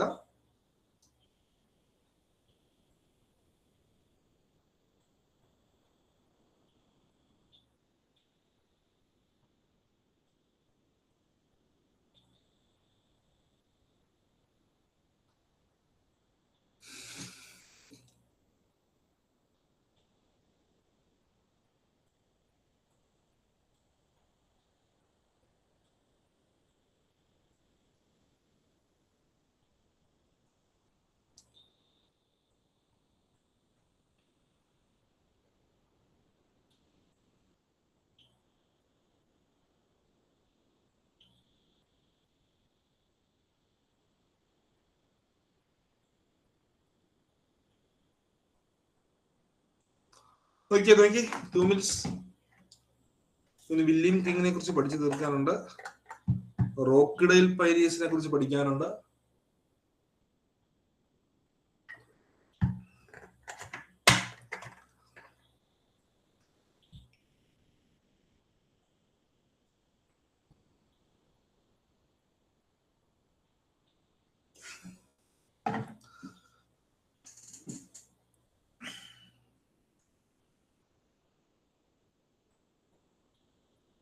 നോക്കാം, ഡോക്ടർ വില്യം കിങ്ങിനെ കുറിച്ച് നോക്കാം. ഒന്ന് കമന്റ് ചെയ്തേ. അടുത്തതാണ് നമ്മുടെ എന്താ പറയുക, ഇംഗ്ലണ്ടിലെ തന്നെ വളരെ ഫേമസ് ആയിട്ടുണ്ടായിരുന്ന ഒരു കോപ്പറേറ്റർ ആണ് ഡോക്ടർ വില്യം കിങ് എന്ന് ഓർത്ത് വെച്ചേക്ക്. Doctor William King. ഇദ്ദേഹത്തെ കുറിച്ച് നമുക്ക് ഒത്തിരി കാര്യങ്ങൾ മനസ്സിലാക്കാനുണ്ട്. ഓക്കെ, ഇദ്ദേഹത്തെ കുറിച്ച് നമുക്ക് കുറെ കാര്യങ്ങൾ മനസ്സിലാക്കി വേണം കാര്യങ്ങൾ പഠിക്കാൻ. കാണാതെ പഠിച്ചുകൊണ്ട് കാര്യമില്ല, മനസ്സിലാക്കി വേണം പഠിക്കാൻ.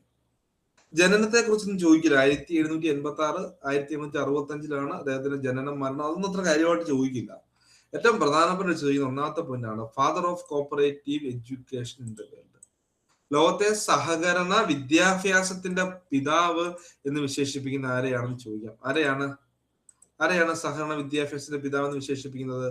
അത് ഡോക്ടർ വില്യം കിങ് ആണെന്ന് ഓർത്ത് വെച്ചേക്ക് അല്ലെ. ഫാദർ ഓഫ് കോപ്പറേറ്റീവ് എഡ്യൂക്കേഷൻ ഇതിലൂടെ ചോദിക്കാം. അടുത്തത് അപ്പൊ അത് പഠിക്കണം കേട്ടോ. ആദ്യത്തെയാണേ, പുവർ മാൻസ് ഡോക്ടർ എന്നൊക്കെ അറിയപ്പെട്ടിരുന്നു ഡോക്ടറായിരുന്നു അല്ലെ, ഫിസിഷ്യൻ ബൈ പ്രൊഫഷൻ. അദ്ദേഹം ഒരു ക്രിസ്ത്യൻ സോഷ്യലിസ്റ്റ് ആയിരുന്നു എന്ന് വിശേഷിപ്പിക്കാറുണ്ട്. ക്രിസ്ത്യൻ സോഷ്യലിസ്റ്റ് എന്ന് പറഞ്ഞാൽ എന്താണ് എനിക്ക് അർത്ഥമാക്കുക? ഇവിടെ പറയുന്നത് അദ്ദേഹം പറഞ്ഞത് ക്രിസ്ത്യാനിറ്റിയിൽ കൂടെ മാത്രമേ സഹകരണ പ്രസ്ഥാനം വിജയിക്കുകയുള്ളൂ എന്ന് പറഞ്ഞാൽ മറ്റൊരു രീതിയല്ല. അദ്ദേഹം പറഞ്ഞ എന്താണ്? He believed that corporation can succeed only through the Christian way of life എന്നാ പറയുക. ഓക്കെ, ഒരു ക്രിസ്ത്യൻ ജീവിത ശൈലിയിൽ കൂടെ മാത്രമേ എന്ത് ചെയ്യാൻ പറ്റുകയുള്ളൂ, ആ കോർപ്പറേഷൻ സക്സസ് ആകൂ എന്നായിരുന്നു ആര് പറഞ്ഞത്? ഓർത്ത് വെച്ചേക്കുക, ഡോക്ടർ വില്യം കിങ് പറഞ്ഞു. അതും നിങ്ങൾ മനസ്സിലാക്കിയേക്കുക. ഇപ്പൊ ഞാൻ പറഞ്ഞു എന്താണ് കോപ്പറേറ്റീവ് എഡ്യൂക്കേഷൻ, ലോകത്തെ തന്നെ സഹകരണ വിദ്യാഭ്യാസത്തിന്റെ പിതാവെന്ന് നമ്മൾ ഡോക്ടർ വില്യം കിങ്ങിനെ വിശേഷിപ്പിച്ചു. അദ്ദേഹം ഒരു ക്രിസ്ത്യൻ സോഷ്യലിസ്റ്റ് ആണ്. കാരണം എന്തുകൊണ്ടാണ് അദ്ദേഹത്തെ ക്രിസ്ത്യൻ സോഷ്യലിസ്റ്റ് എന്ന് വിശേഷിപ്പിക്കുന്നത് ചോദിച്ചാൽ അദ്ദേഹം തന്നെ പറയുണ്ടായി എന്താണ്, he believed that the corporation can be succeeded only through the Christian way of life, അല്ലെ? ആ ഒരു ക്രൈസ്തവ ജീവിത രീതിയിൽ കൂടെ മാത്രമേ കോർപ്പറേഷൻ സക്സസ് ആകൂ എന്ന് അദ്ദേഹം വിശ്വസിച്ചിരുന്നു. പിന്നെ ഏറ്റവും വളരെ പ്രധാനപ്പെട്ട ഒരു പോയിന്റ് എന്ന് പറഞ്ഞാൽ ലോകത്തിലെ ആദ്യത്തെ ലോകത്തിലെ എന്താണ് പറയുക, ആദ്യത്തെ കോർപ്പറേഷനുമായി സഹകരണവുമായി ബന്ധപ്പെട്ട അല്ലെങ്കിൽ ഒരു കോപ്പറേറ്റീവ് പബ്ലിക്കേഷൻ അല്ലെങ്കിൽ ജേണൽ ഏതാണെന്ന് ചോദിച്ചാൽ ഓർത്ത് വെച്ചേക്കുക, അതാണ് എന്ന് പറയുന്നത് കോപ്പറേറ്റർ എന്ന് ഓർത്ത് വെച്ചേക്കുക. എന്താണ് ആ കോപ്പറേറ്റർ എന്ന് പറയാൻ ലോകത്തിലെ ആദ്യത്തെ എന്താ പറയാ കോപ്പറേറ്റീവ് ജേണൽ, കോപ്പറേഷനുമായി ബന്ധപ്പെട്ട ആ ഒരു പുസ്തകം ഏതാണ് എന്ന് ചോദിച്ചാൽ അത് കോപ്പറേറ്റീവ് ജേണൽ, അത് കോപ്പറേറ്റർ ആണെന്ന് ഓർത്ത് വെച്ചേക്കുക. ഇവിടെ തന്നെ നിങ്ങൾക്ക് സംശയം വരാം, നമ്മൾ കോപ്പറേറ്റർ വില്യം കിങ്ങിന്റെയാണ്. ഇനി നമുക്ക് പഠിക്കാം ദ കോപ്പറേറ്റർ. കേട്ടോ, ദ കോപ്പറേറ്റർ ആരുടെയാ? ദ കോപ്പറേറ്റർ ആരുടെയാ? ആരെങ്കിലും കേട്ടിട്ടുണ്ടോ? കോപ്പറേറ്റർ എന്ന് പറഞ്ഞാൽ അത് വില്യം കിങ്ങിന്റെയാണ്. അടുത്ത ദ കോപ്പറേറ്റർ എന്ന് പറഞ്ഞാൽ അത് NCUIന്റെ ആണ്, നാഷണൽ കോപ്പറേറ്റീവ് യൂണിയൻ ഓഫ് ഇന്ത്യയുടെ പബ്ലിക്കേഷൻ ആണ്. എന്ന് പറയുക ദ കോപ്പറേറ്റർ. കോപ്പറേറ്റർ എന്ന് പറഞ്ഞാൽ ഒന്നുകൂടെ ശ്രദ്ധിച്ചിരിക്കുക, കോപ്പറേറ്റർ എന്ന് പറഞ്ഞാൽ അത് വില്യം കിങ്ങിന്റെയാണ്. ദ കോപ്പറേറ്റർ എന്ന് പറഞ്ഞാൽ അത് NCUIന്റെ ആണ്. ദ കോപ്പറേഷൻ എന്ന് പറഞ്ഞാൽ അത് KF സ്വീഡന്റെ ആണെന്ന് ഓർത്ത് വെച്ചേക്കുക. ക്ലിയർ ആയോ? Cooperator William king, the cooperator NCUI, the corporation അത് സ്വീഡനിൽ നിന്നുള്ളതാണ് കേട്ടോ. സ്വീഡൻ KF കോപ്പറേറ്റീവ് ഫോർബണ്ടിന്റെ പുസ്തകമാണ് എന്ന് ഓർത്ത് വെച്ചേക്കുക. അത് ജസ്റ്റ് ഓർത്ത് വെച്ചേക്കുക. ഇനി അദ്ദേഹം പറയുന്നുണ്ട് എന്താണ്, acquisition of knowledge was one of the basic principle of cooperation in the view of William king. അദ്ദേഹം പറയുന്നുണ്ട് അറിവ് നേടുക എന്നുള്ളതായിരിക്കണം സഹകരണത്തിന്റെ ആദ്യത്തെ ഏറ്റവും ഇമ്പോർട്ടന്റ്, അല്ലെ? Acquisition of knowledge was one of the basic principle. കോപ്പറേഷന്റെ അടിസ്ഥാന തത്വം എന്ന് പറയുന്നത് അറിവ് നേടുക അല്ലെങ്കിൽ നോളജ് അക്വയർ ചെയ്യുക എന്ന് ഓർത്ത് വെച്ചിരിക്കുക. അപ്പൊ അദ്ദേഹത്തെ നമ്മൾ pioneer in cooperative trading association എന്ന് വിളിക്കാറുണ്ട് കേട്ടോ. അതായത് റീറ്റെയിൽ കൺസ്യൂമർ ബിസിനസ് ചെയ്യാൻ വേണ്ടി 1827 രൂപീകരിച്ചതാണ് എന്ന് പറയാം കോപ്പറേറ്റീവ് ട്രേഡിംഗ് അസോസിയേഷൻ, അല്ലെങ്കിൽ എന്താണ് Brighton cooperative benevolent fund association. നിങ്ങൾ പഠിച്ചിട്ടുള്ളതാണ് കേട്ടോ, അല്ലെ? കോപ്പറേറ്റീവ് ട്രേഡിംഗ് ഓർഗനൈസേഷൻ ആണ് എന്ന് പറയാ Brighton cooperative Brighton cooperative benevolent fund association 1827 ആര് സ്റ്റാർട്ട് ചെയ്തതാണെന്ന് ചോദിച്ചാൽ വില്യം കിങ് രൂപീകരിച്ചതാണ്. പിന്നെ പറയുന്നുണ്ട് small and compact type of cooperative society in India. ചെറുതും കോമ്പാക്റ്റുമായിട്ടുള്ള ചെറിയ രീതിയിലുള്ള കോപ്പറേറ്റീവ് സൊസൈറ്റീസ് ഒക്കെ വില്യം കിങ് ഇംഗ്ലണ്ടിൽ സ്റ്റാർട്ട് ചെയ്തു. പിന്നെ പറയുന്നുണ്ട് doctor William King's hospital started in the year 1821 at Brighton. Brighton അവിടെ സ്ഥലമാണ് കേട്ടോ. ബ്രൈറ്റണില് 1821 doctor William King hospital start ചെയ്തു. ഇന്നും ബ്രൈറ്റൺ പഠിച്ചാൽ മതി കേട്ടോ. ചില പുസ്തകങ്ങളിൽ ബ്രിട്ടൺ കിടപ്പുണ്ട്, ഇച്ചിരൂടെ ബെറ്റർ ആയിട്ട് ചില പുസ്തകങ്ങൾ കിടന്ന ബ്രൈറ്റൺ എന്നാണ്.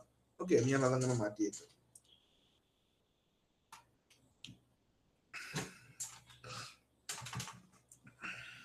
Brayton cooperative benevolent fund association പഠിച്ചാൽ മതി. പിന്നെ ഹോസ്പിറ്റൽ സ്റ്റാർട്ട് ചെയ്തത് 1821 പിന്നെ ഏറ്റവും വളരെ പ്രധാനപ്പെട്ട അദ്ദേഹം കോപ്പറേറ്റീവ് ലൈഫിന്റെ മർമ്മം അല്ലെങ്കിൽ ന്യൂക്ലിയസ് ആയിട്ട് കണക്കാക്കുന്നത് എന്തിനായിരുന്നു? ഫാമിലിയെ ആയിരുന്നു എന്ന് ഓർത്ത് വെച്ചേക്കുക. അതും വളരെ പ്രധാനപ്പെട്ടതാണ് കേട്ടോ. Family is considered to be the nucleus for cooperative life. സഹകരണ ജീവിതത്തിന്റെ ഒരു ന്യൂക്ലിയസ് ആയിട്ട് അദ്ദേഹം കണക്കാക്കപ്പെടുന്ന ഫാമിലിയെ ആയിരുന്നു എന്ന് ഓർത്ത് വെച്ചേക്കുക. പിന്നെ സെൽഫ് ഹെൽപ്പ്, മ്യൂച്വൽ എയ്ഡ് ഒക്കെ വില്യം കിങ്ങുമായിട്ട് ബന്ധപ്പെട്ടതാണ് എന്ന് ഓർത്ത് വെച്ചേക്കുക. ഇത്തരം കാര്യങ്ങൾ പഠിച്ചാൽ മതി. വില്യം കിങ്ങുമായി ബന്ധപ്പെട്ട കാര്യങ്ങൾ ഇത്രയും നമ്മൾ പഠിച്ചാൽ മതി കേട്ടോ. പിന്നെ 1-2 ടേംസുകളുണ്ട്, അത് ഞാൻ നിങ്ങൾക്ക് തരാം കേട്ടോ. 1-2 ടേമുകളുണ്ട്, അദ്ദേഹം പറഞ്ഞിട്ടുള്ള കുറെ കാര്യങ്ങളുണ്ട്. Only men of knowledge could become men of business എന്നും self help and mutual aid ഞാൻ പറഞ്ഞു. പിന്നെ അക്വിസിഷൻ ഓഫ് നോളജ് പറഞ്ഞു. പിന്നെ ഒരു കൊട്ടേഷൻ കൂടിയുണ്ട്, knowledge and union are power directed by knowledge is happiness. അത് ഞാൻ നിങ്ങൾക്ക് ഈ നോട്ടിൽ ആഡ് ചെയ്ത് തന്നേക്കാം. അദ്ദേഹത്തിന്റെ ഒരു കൊട്ടേഷൻ ആണ്, അത് ഞാൻ നിങ്ങൾക്ക് നോട്ടിൽ ആഡ് ചെയ്ത് തന്നേക്കാം. ഇത്തരം കാര്യങ്ങളെ നമുക്ക് വില്യം കിങ്ങുമായി ബന്ധപ്പെട്ട് പഠിക്കാനുള്ളൂ. അത് കൂടുതൽ പഠിക്കുന്ന കാര്യമില്ല. ഇത്രയും കാര്യങ്ങൾ പഠിച്ചാൽ മതി. ഞാൻ പറയും ഒരെണ്ണം ആഡ് ചെയ്യാനുണ്ട്, അത് ഞാൻ നിങ്ങൾക്ക് ആഡ് ചെയ്ത് തന്നേക്കാം. ഇത്രയും കാര്യങ്ങൾ ഓക്കെ അല്ലേ? ഇത്രയും കാര്യങ്ങൾ ഓക്കെ അല്ലേ? ഒന്ന് വായിച്ചു നോക്കിയേ, ഒന്ന് വായിച്ചു നോക്കിയേ. മനസ്സിലാവുന്നുണ്ടോ? എന്തോ മനസ്സിലാവുന്നുണ്ടോ? സത്യം പറയണം. ഉണ്ട് സർ. ഉണ്ട്, വലിയ കുഴപ്പമില്ലാത്ത രീതിയിൽ മനസ്സിലാവുന്നുണ്ട്. അപ്പൊ നമ്മള് എല്ലാ കാര്യങ്ങളും ഒന്ന് ഓടിച്ചു പോകുന്നുണ്ട്. അപ്പം ഇമ്പോർട്ടന്റ് ആയിട്ടുള്ള കാര്യങ്ങൾ പറഞ്ഞു പോകുന്നുണ്ട്. നിങ്ങൾ അത് നോട്ട് ചെയ്യുക. ഈ നോട്ട് വായിച്ചാൽ മനസ്സിലാവുമല്ലോ അല്ലെ? നോട്ട് വായിച്ചാൽ മനസ്സിലാവുമല്ലോ. അപ്പൊ ഇത് ക്ലാസ് കഴിയുമ്പോഴത്തേക്ക് നോട്ട് ഞാൻ നിങ്ങൾക്ക് ഇട്ടുതരാം. നോട്ട് നിങ്ങൾക്ക് ഇട്ടുതരാം. അപ്പൊ ജസ്റ്റ് ഒന്ന് ഒന്ന് ഒന്ന് വായിച്ചു നോക്കി, അല്ലെ ഒന്ന് ഓർത്ത് നോക്കി. ഇദ്ദേഹവുമായി ബന്ധപ്പെട്ട് പഠിച്ച് നമുക്ക് തന്നെ പഠിച്ചു പോവാം. ഒരുമിച്ച് അങ്ങ് പഠിച്ചു പോകാം. നോക്കി ഇപ്പൊ അദ്ദേഹത്തെ കുറിച്ച് പഠിക്കുകയാണെങ്കിൽ എന്താണ്, കോപ്പറേറ്റീവ് എഡ്യൂക്കേഷന്റെ പിതാവ്, ക്രിസ്ത്യൻ സോഷ്യലിസ്റ്റ് ആയിരുന്നു. അങ്ങനെ പറയാൻ കാരണം അദ്ദേഹം പറയുന്നത് എന്താണ്, ക്രിസ്ത്യൻ വേ ഓഫ് ലൈഫിൽ കൂടെ മാത്രമേ കോപ്പറേറ്റീവ് സക്സസ് ആകുകയുള്ളൂ. പിന്നെന്താണ്, ലോകത്തിലെ ആദ്യത്തെ കോപ്പറേറ്റീവ് ജേണൽ അല്ലെങ്കിൽ കോപ്പറേറ്റീവ് പബ്ലിക്കേഷൻ എന്ന് പറയുന്നത് കോപ്പറേറ്റർ ആണ്. അത് വില്യം കിങ്ങിന്റെയാണ്, 1828. പിന്നെ പറഞ്ഞു അക്വിസിഷൻ ഓഫ് നോളജ് ഒരു ബേസിക് പ്രിൻസിപ്പിൾ ആണെന്ന് അദ്ദേഹം പറയുന്നുണ്ട്. പിന്നെ കോപ്പറേറ്റീവ് ബെനവലന്റ് ഫണ്ട് അസോസിയേഷൻ രൂപീകരിച്ച കാര്യങ്ങൾ പറയുന്നുണ്ട് അല്ലെ? പിന്നെ ഫാമിലി അദ്ദേഹം എന്താണ് കോപ്പറേറ്റീവ് ലൈഫിന്റെ ന്യൂക്ലിയസ് ആയിട്ട് കണക്കാക്കുന്നു. ഇത്തരം കാര്യങ്ങൾ അദ്ദേഹത്തെ കുറിച്ച് പഠിക്കാനുള്ളൂ, വേറെ ഒന്നുമില്ല. ഇത്രയും കാര്യങ്ങളെ നമുക്ക് അദ്ദേഹത്തെ കുറിച്ച് പഠിക്കാനുള്ളൂ. ഇത്തരം കാര്യങ്ങൾ ഓക്കെ ആണെന്ന് വിചാരിക്കുന്നു. പിന്നെ റോബർട്ട് ഓനെ കുറിച്ച് നമ്മൾ പഠിപ്പിച്ച കാര്യങ്ങൾ, അപ്പൊ അന്നന്ന് പഠിപ്പിക്കുന്ന കാര്യങ്ങൾ അന്നന്ന് പഠിച്ചിട്ട് പോയി കഴിഞ്ഞാൽ വളരെ സിമ്പിൾ ആയിട്ട് നമുക്ക് പഠിച്ചെടുക്കാൻ പറ്റും. ഒന്നും കൂടെ 2 മിനിറ്റ് തരാം, പഠിച്ച കാര്യങ്ങൾ ഓർക്കുക. അടുത്തത് നമ്മൾ പഠിക്കാൻ പോകുന്നത് എന്തിനെ കുറിച്ചാണ്? റബ്സിനെ കുറിച്ചാണ്. അതുകൊണ്ടാണ് ഇത്തരം കാര്യങ്ങൾ പെട്ടെന്ന് നിങ്ങൾ ഒന്ന് പഠിച്ചിട്ട് പോവാ, ഒന്ന് ഓർത്തിരിക്കുക. പെട്ടെന്ന് ഓർത്തിരിക്കുക. 2 മിനിറ്റ്സ് തരാം. നമുക്ക് റബ്സിനെ കുറിച്ച് സ്റ്റാർട്ട് ചെയ്ത് വെക്കാം.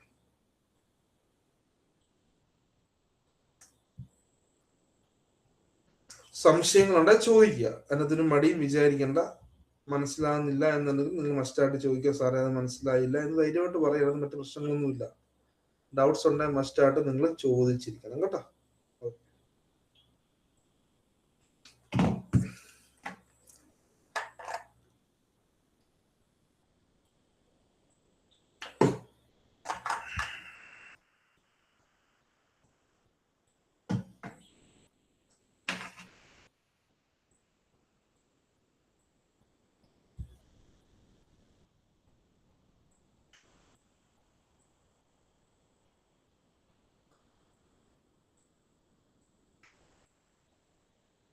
നോക്കിക്കഴിഞ്ഞെങ്കിൽ പറയാം.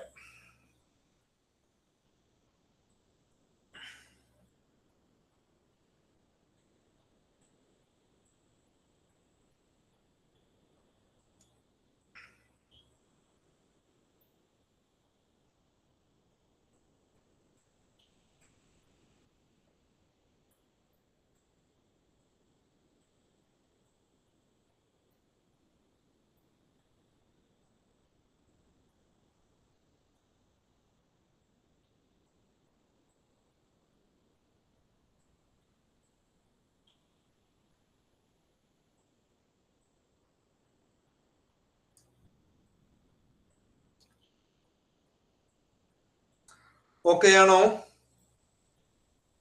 ഓക്കെ ആണോ? റബ്സ് തുടങ്ങി വെക്കാം. റബ്സ് എല്ലാവർക്കും ഓക്കെ അല്ലേ? എല്ലാവർക്കും ഓക്കെയാണ്.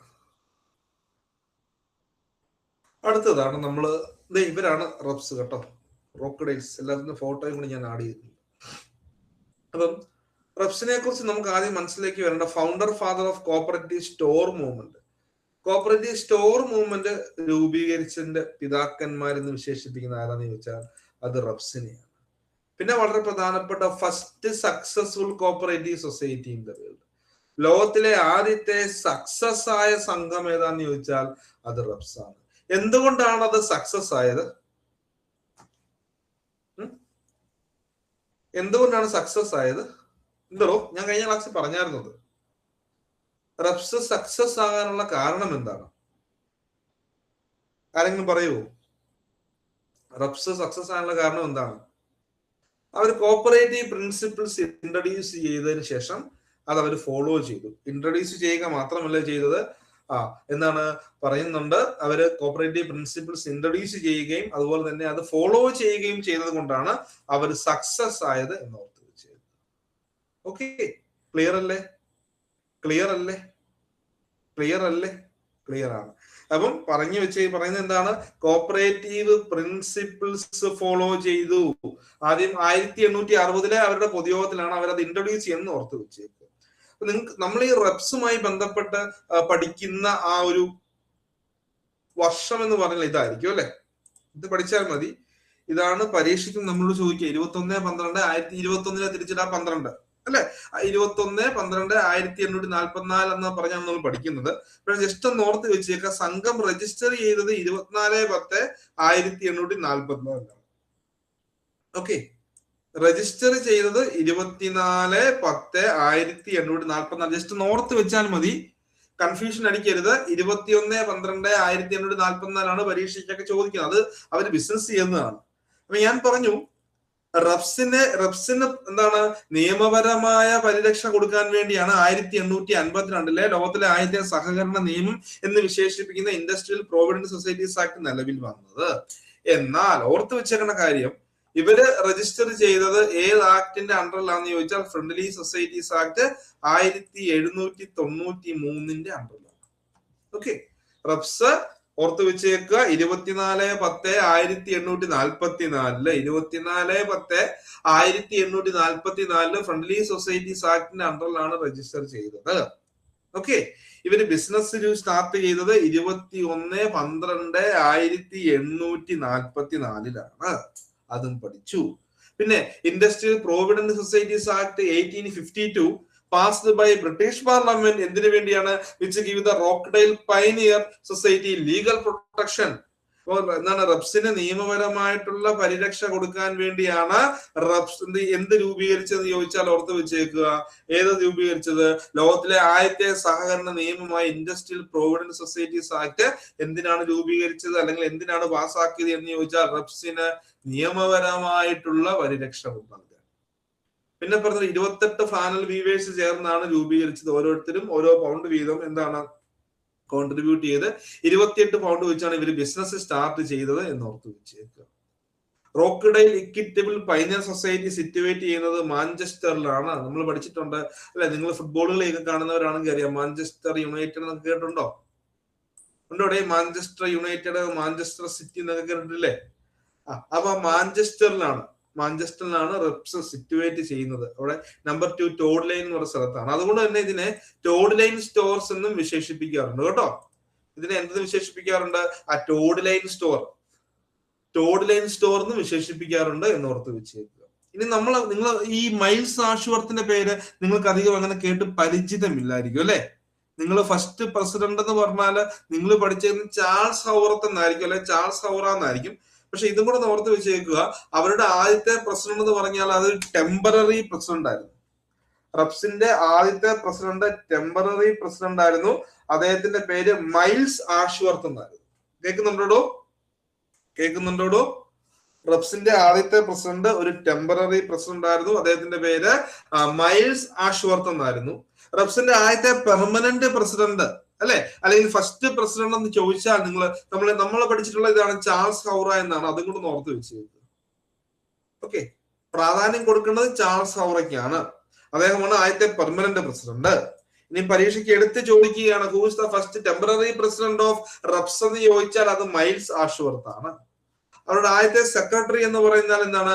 അത് ജെയിംസ് ഡാലിയാണ്. ആരാണ്? ജെയിംസ് ഡാലി എന്ന് ഓർത്ത് വെച്ചേക്കുക. ജെയിംസ് ഡാലിയാണ് എന്തിന്റെ? റെപ്സിന്റെ ആദ്യത്തെ സെക്രട്ടറി എന്ന് ഓർത്ത് വെച്ചേക്കുക.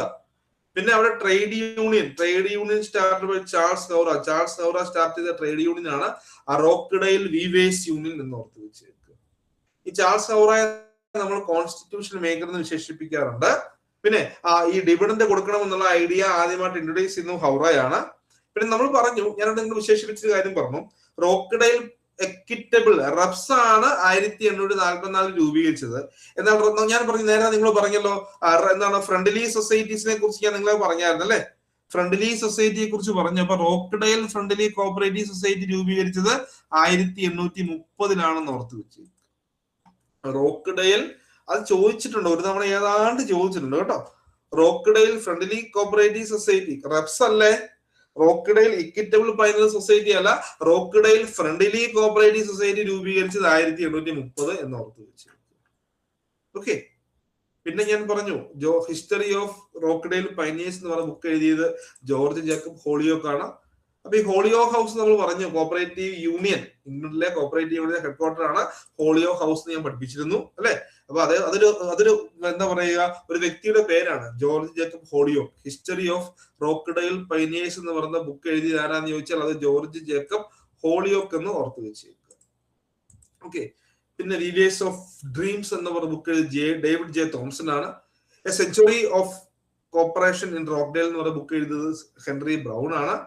ഓക്കെ. അപ്പൊ 1860 റെപ്സിന്റെ പൊതുയോഗത്തിലാണ് അവർ കോപ്പറേറ്റീവ് പ്രിൻസിപ്പിൾസ് ഇഷ്യൂ ചെയ്തത്, അല്ലെങ്കിൽ എന്ത് ചെയ്തത്, ഇൻട്രൊഡ്യൂസ് ചെയ്തത്. പിന്നെ റോക്ക്ഡെയിൽ പ്രിൻസിപ്പിൾ ICA 1937 അമെൻഡ് ചെയ്യുന്നത് വരെ റോക്ക്ഡെയിൽ പ്രിൻസിപ്പിൾ ആയിരുന്നു നിലവിലുണ്ടായിരുന്നത് എന്ന് ഓർത്ത് വെച്ചത്. ഓക്കെ. ഇത്രയാണ് റോക്ക്ഡെയിൽ പ്രിൻസിപ്പിൾസ്. പ്രിൻസിപ്പിൾസിനെ കുറിച്ച് നമ്മൾ ക്ലാസ് എടുക്കും. Open membership, democratic control, limited investment capital, patronage dividend, cash trading, political and religious neutrality, promotion of education, selling pure and unadulterated goods. ഇത്രയാണ് എന്ന് പറയാം റോക്ക്ഡെയിൽ പ്രിൻസിപ്പിൾസ്. 8 എണ്ണം ഉണ്ട്. ചില പുസ്തകങ്ങൾ 7 എണ്ണമേ ഉള്ളൂ, ചിലത് 8 എണ്ണം ഉണ്ട്. ഇതൊക്കെ നമ്മൾ വിഷയം പഠിക്കും. ഇതൊക്കെ നമ്മൾ പഠിക്കും. പ്രിൻസിപ്പിൾസിന്റെ ക്ലാസ്സിൽ പഠിക്കും. നമുക്ക് stages of development of cooperative principle 4 stage പഠിക്കും കേട്ടോ. അപ്പൊ നമ്മൾ വിശദമായിട്ട് ഇതിനെ കുറിച്ച് പഠിക്കും. ജസ്റ്റ് ഇപ്പോൾ റെപ്സിനെ കുറിച്ച് ഒന്ന് ഓർത്ത് വെച്ചേക്ക്. ഇത്രേ ഉള്ളൂ. വലിയ കാര്യമായിട്ടൊന്നും ഇല്ലടോ. ഓക്കെ. വലിയ കാര്യമായിട്ടൊന്നുമില്ല. ചോദിച്ച ചോദ്യങ്ങളും എല്ലാം ഉൾപ്പെടുത്തിയിട്ടുണ്ട്. ചോദിക്കാൻ ചാൻസ് ഉള്ളതെല്ലാം ഉൾപ്പെടുത്തിയിട്ടുണ്ട്. ഇതിനപ്പുറം ചോദിക്കില്ല. ഇതിന്റെ അപ്പുറം ഒരു ക്വസ്റ്റ്യൻ നിങ്ങളോട് ചോദിക്കില്ല എന്നൊരു ഉറപ്പ് ഞാൻ തരാം. ഓക്കെ. ഇത്രയും കാര്യങ്ങൾ ഏകദേശം മനസ്സിലായോ? ഇത്രയും കാര്യങ്ങൾ ഏകദേശം മനസ്സിലായോ എല്ലാവർക്കും? എല്ലാവരും കമന്റ് ചെയ്തേ. എല്ലാവർക്കും ഇത്രയും കാര്യങ്ങൾ ഏകദേശം ഒക്കെ മനസ്സിലായോ? മനസ്സിലായി. വലിയ കുഴപ്പമില്ല. ഇങ്ങനെ തന്നെ ക്ലാസ് പോയാൽ പോരെയോ? കോപ്പറേഷന്റെ ക്ലാസ് ഇങ്ങനെ തന്നെ പോയാൽ പോരെ എന്ന് കമന്റ് ചെയ്തേ. മതി അല്ലെ? ഈ രീതിയിൽ തന്നെ മുൻപോട്ട് പോകാം. ഇപ്പം അശ്വതി ടീച്ചറും ഞാനും മാറി മാറി എടുത്തോളാം കോപ്പറേഷൻ. ഓക്കെ. ഞങ്ങൾ എല്ലാവരും അങ്ങോട്ടും ഇങ്ങോട്ടും മാറി മറിച്ച് വെക്കായിട്ട് കോപ്പറേഷൻ നിങ്ങൾക്ക് എടുത്തു തരാം. അപ്പൊ അങ്ങനെയെങ്കിൽ നമുക്ക് ഇന്നത്തെ ക്ലാസ് വൈൻഡപ്പ് ചെയ്യാൻ നോട്ട് ഞാൻ ഗ്രൂപ്പിലേക്ക് ഇട്ടേക്കാം കേട്ടോ. നോട്ട് ഗ്രൂപ്പിലേക്ക് ഇട്ടേക്കാം. അപ്പൊ ഇന്നത്തെ ക്ലാസ് നമുക്ക് എന്ത് ചെയ്യാം, വൈൻഡപ്പ് ചെയ്യാം കേട്ടോ. ക്ലാസ് വൈൻഡപ്പ് ചെയ്യാം. Okay. Thank you. Good night all. Thank you, sir.